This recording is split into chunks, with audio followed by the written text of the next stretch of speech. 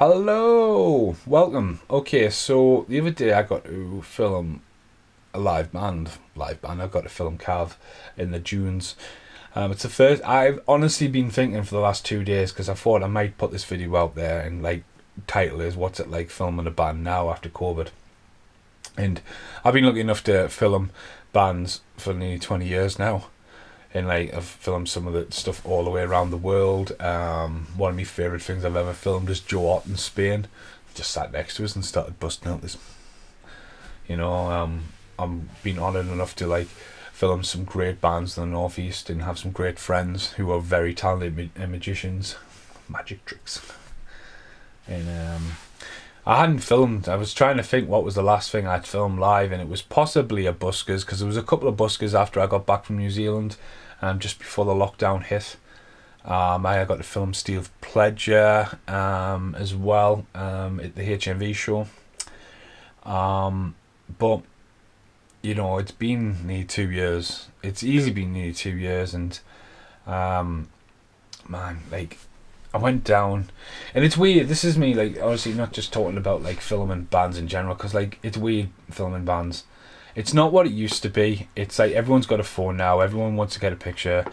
You know what I mean? But like back in the day, like you film it, and you might not be dependent on the audio for a start. You might, if you look at some of my very early videos from 20 years ago, that'll be live footage, and it's if you ever want to get into any kind of music video, and it's really cool to, in a very learning curve, to film live bands and then try and sync it to the actual studio track, because like you're not going to get it all in sync.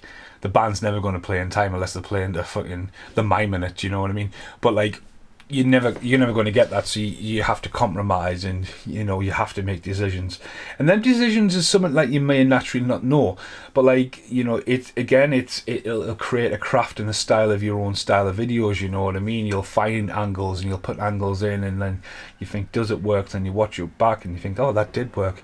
And there'll be angles and takes that you wouldn't think about, especially raw cuts and raw footage again. But again, this is going back with a mini DV tape, where, you know what I mean, you may get an hour on a mini DV camera if you're fucking lucky.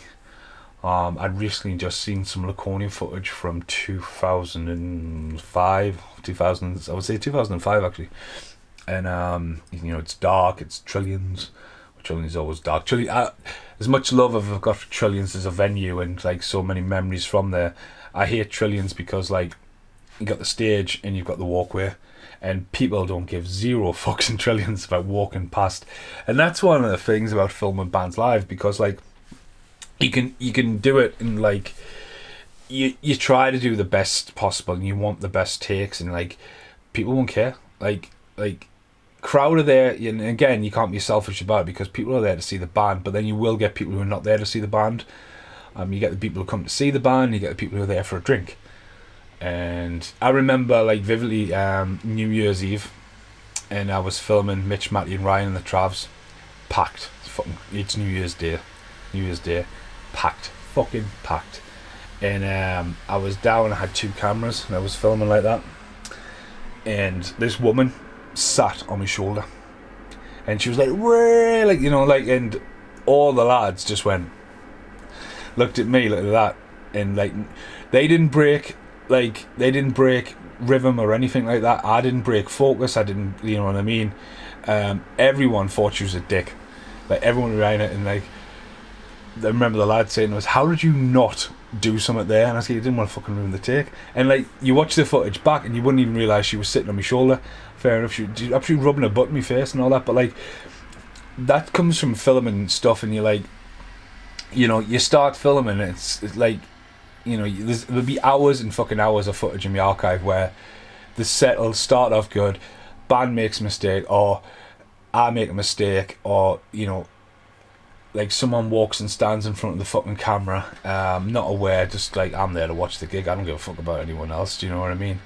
Or something happens, or it's a cover, all that kind of shit and jazz happens, and I don't miss that kind of stuff. It is quite, like, don't get us wrong, when you look back years later and the footage comes out great and you think, oh, that came out great, but then you've got to think of like the sacrifice you make.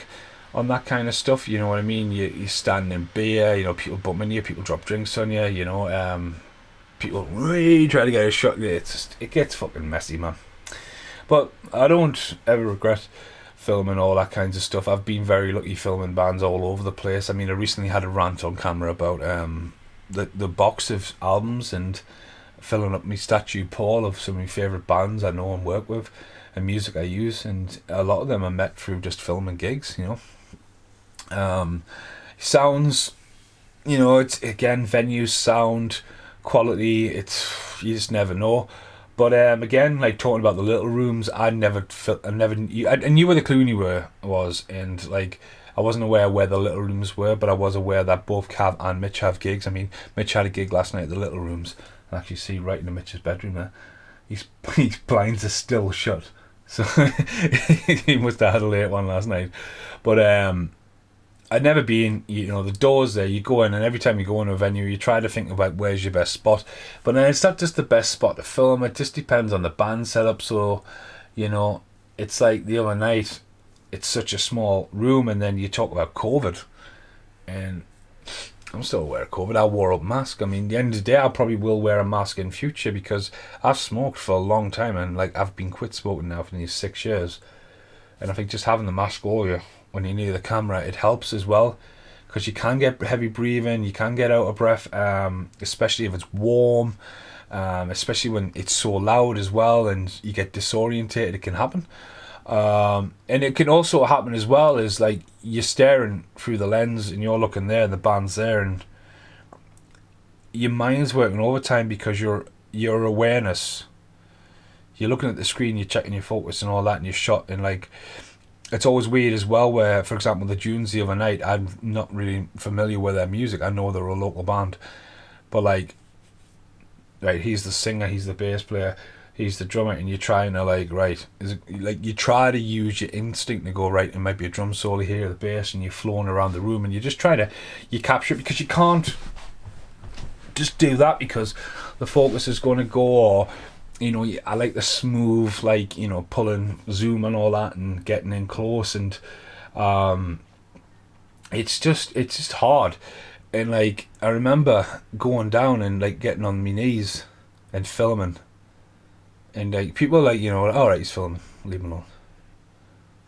And you know, like again, your awareness, so that you gauge the crowd, like, right, it's fine. But it can be other gigs. I remember like where the people are just wild. Like people are like run to the front. I mean, in Evil Hour, great gig, in Newcastle, a couple of years ago. The crowd wild. I had a great time with it. But again, it's like everyone's there for a good time. It's when you get the again, it's different bands, it's different gatherings people go. I think metal bands and like punk bands and all that are there for a good time, and they're some of the most respectful crowds.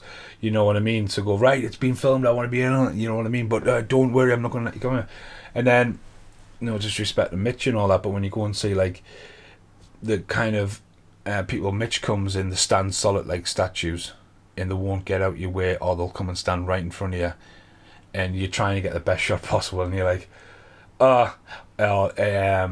you know, some of the venues of recording Mitchin and stuff like that, where people are like, "Way!" and it's like, you know, the aftermath of a football, and Mitch is taking the gig, and like, "Oh, fucking cow," like whatever.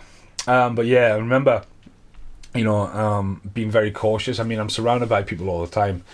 We're working in retail, and mask on, and I was down there, and I tell you what, I went to stand up, and fucking hell, I thought I was going to fall into the speakers, like me legs, like it takes your toll. I mean, I just did a 12-hour Stockhound yesterday, and my knees were fucking killing from the gig, absolutely killing, and just pain, you know what I mean, and like your knees down your legs, and then your legs going numb, and like, because again you're down there, and I'm just glad I didn't fall in the speakers and look like a twit. But again, it's like one of the issues I had with the little rooms is it was fine for the Dunes, but then when it came to Cav playing, and Cav's a 4-piece to a 3-piece, and Cav's sitting front and there, the lighting wasn't right, and Cav was looking like a shadow. Then you're like, right, well, I want to try and get the best shot, but then you're like, oh, for fuck's sake.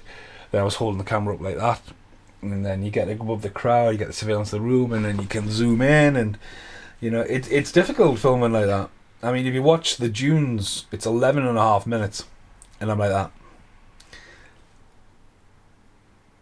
Pull and zoom, bass, drums, and like if you watch that, I mean, don't get us wrong, I enjoyed the band, but like I was like, are you guys gonna fucking finish it? It just went on for, I'm sure the song went on for an additional 2 minutes of just going dun dun dun. And when I first moved into the house, I briefly separated my shoulder when I was with Ned moving this marble into the house, and I was in agony. I was in absolute agony. If you look at any footage from maybe's February ish last year, I'm in agony. I'm in absolute fucking agony. And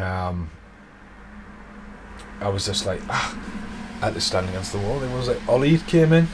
Ollie was like, you alright? I was like, I am alright. How are you? My shoulder was probably just like, And then yesterday, back to the Stockhound, I was starting to go like this. Well, I think it's a great experience for anyone to film bands, but it's so different. It's like when you film bands solo as well. I mean, back in the day where you'd be part of a group and stuff like that, and you're right, I'll cover this, you cover that, someone's going to cover this, and then you think someone's recording the audio. Do you know what I mean? And you haven't got to worry about the audio. You haven't got to worry about oh shit, I'll quickly move, because like if you're doing one solo take, you can't exactly go. You know what I mean? The professional side of you goes, no. If you want to get here, you need a flow. You know what I mean? Not just go, hello. So I was doing that. But like, again, it's one of those things. Like, I mean, that's where the next logical step comes to doing a music video. If you spend enough time filming live bands, and again, though, as well, I've always been talking about this. It's like shoving a camera in someone's face you don't know, and they're a band. And like bands you go to where some people are like, yeah, like, I like that. Or you don't want to knock someone's concentration. You know what I mean? Some people, it's always like the rule as well. Like, I remember when I got the opportunity to film Therapy. Massive shout out to Matt Stockwell for clearing that with a Clooney. I remember just saying like, I'll come in and do like just do the first 3 songs and then just let them get on with it. And I was like, alright, cool. But I'm glad I caught Potato Junkie at the very end, because I think it was one of the last songs. I was like, I'll film that, and it came out fucking class. But again, if you look at that Therapy footage, I got my spot on the barrier and I couldn't go anywhere for nearly 3 hours. That's my spot. Do you know what I mean? Because like, again, no one's going to block your view.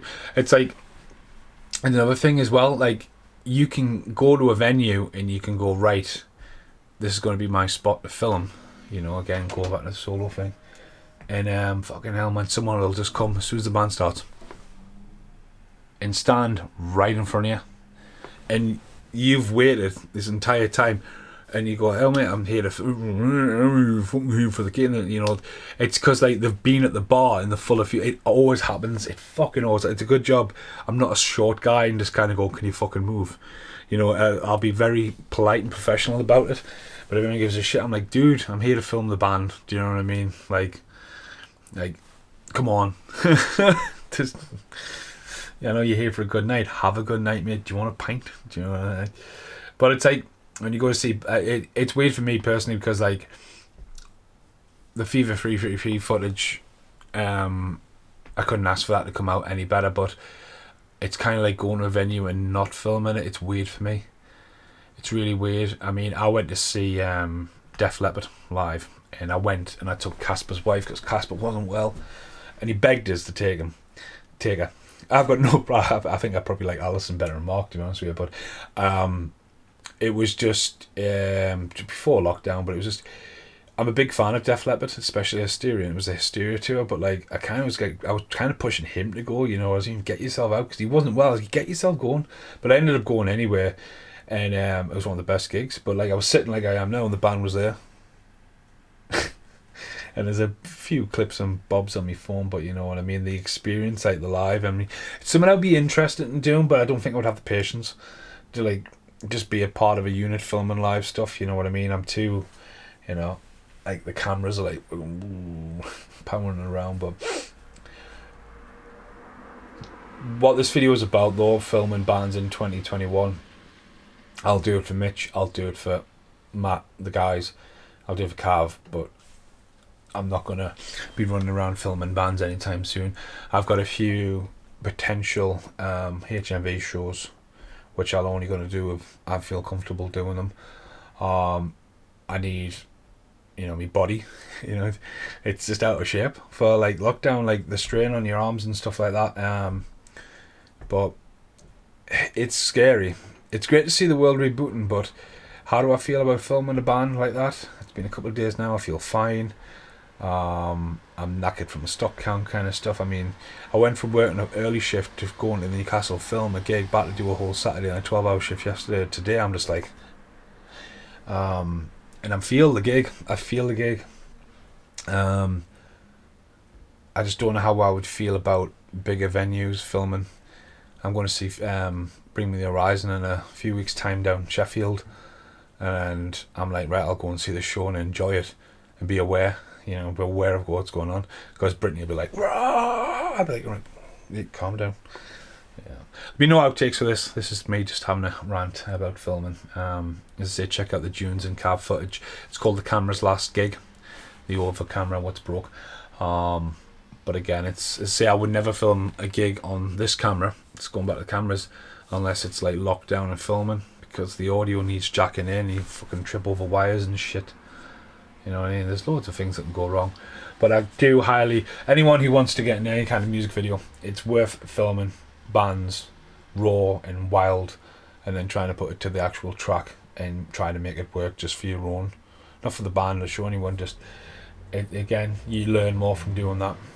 Right, thanks for watching this. Listen to the rant. Goodbye for now. Now who's smiling? Now who's smiling? Now who's smiling? Now who's smiling? Oh, that's right. I said there was going to be no outtakes for the band one. I've just filmed a rant. I've been so productive today, just lying. It's on my floor. Shit, I'm struggling to get up. My fucking knees and my legs. I'm now officially blaming Cav for this. This is your fault, mate. Amazing EP, mate. Amazing. To Be Someone is out now. It's amazing. But now I'm blaming you for my legs.